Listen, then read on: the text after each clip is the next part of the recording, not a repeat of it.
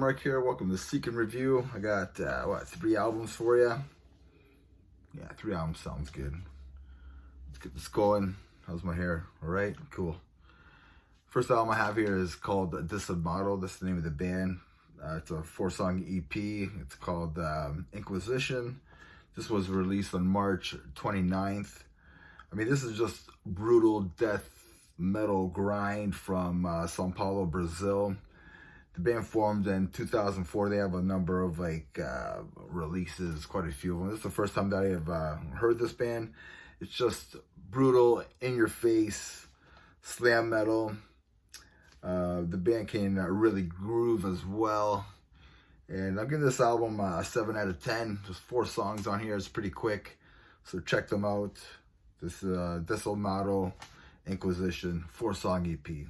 Next album I have here is Crawl, Altar of Disgust. This was released on May 3rd on Crescenting Obscurity Records. This is dirty, it's crusty, it's Swedish, it's death metal. It kicks major ass. This is HM2 crust punk death metal from Sweden. And I mean, this is heavy as F. F stands for fuck, just to let you guys know. But it has all your, it has everything you needed. Like, it has your dismembered, old school Swedish death metal. But they add some kind of like napalm death punk attitude to it. I mean, check out the songs like Knives and Curse of the Morbid, Enslaved in Filth. Check those songs out. Check out this whole album. It kicks ass. I'm giving this album an 8.5 out of 10. It's a banger of an album, I think. So that's Crawl, Altar of Disgust. Last album I have here is Daath, The Deceiver. This was released on May 3rd on Metal Blade Records. They had like a 13-year hiatus from their last album, which was a self-titled release. Well, self-titled.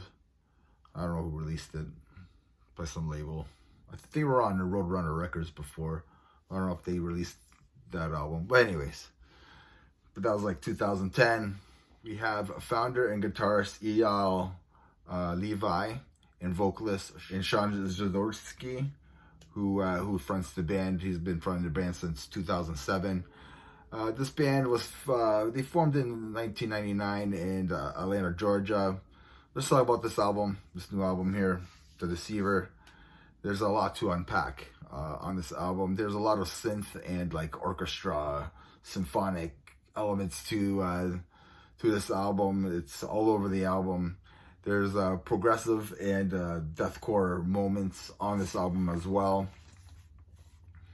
There's a lot of guests on this album, like Jeff Loomis plays the solo. The man from Archfire's on this, and there's more guests on here. A lot of guests. There's more guests than members of the band, I think.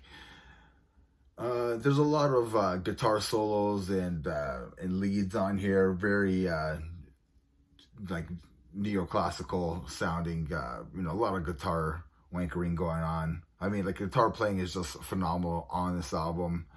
My only issue really about this album is there's too much symphonics, too much orchestra and synth or whatever. It kind of overpowers the overall listening experience on this album in my books. That's why I'm giving this album a 6 out of 10. It's okay. At times it sounded like As I Lay Dying with some deathcore moments on here. It's all right. It's okay. But the guitar work on here is out of this world. It's phenomenal. I say. Sweet guitar playing on the whole album, like I was saying. But I think they tried a little bit too hard, a little bit too much. They threw a little bit too much at you on this album. I think they were just trying a little bit too hard. I think this is their 5th album, from their whole discography here. I wasn't really into this band before, and I'm still not too into them now, but I don't know.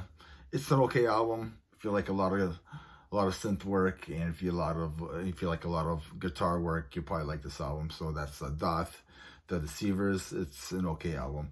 And remember, everybody, metal never dies. And watch Jaws.